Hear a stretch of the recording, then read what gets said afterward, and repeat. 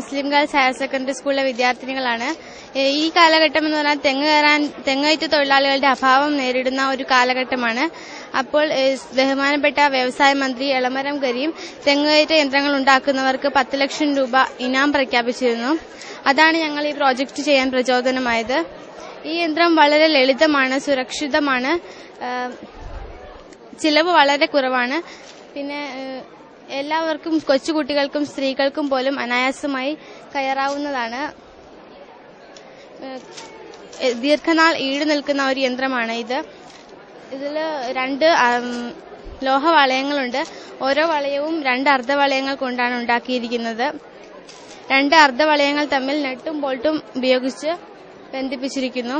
2 വളയങ്ങളെയും കയർ ഉപയോഗിച്ചാണ് ബന്ധിപ്പിച്ചിരിക്കുന്നത്.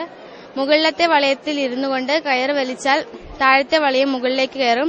താഴത്തെ വളയത്തിൽ കാല് ചവിട്ടിയിട്ട് മുകളിലത്തെ വളയം മുകളിലേക്ക് ഉയർത്തും. പിന്നെ അവിടെ ഇരുന്ന് വീണ്ടും ഈ പ്രവർത്തനം ചെയ്യും. താഴേക്ക് ഇറങ്ങി വരാനാണെങ്കിൽ താഴത്തെ വളയം താഴേക്കാക്കിയിട്ട് ഇതേ പ്രക്രിയ ആവർത്തിച്ചുകൊണ്ട് തിരിച്ച് താഴേക്ക് ഇറങ്ങി വരാൻ കഴിയും.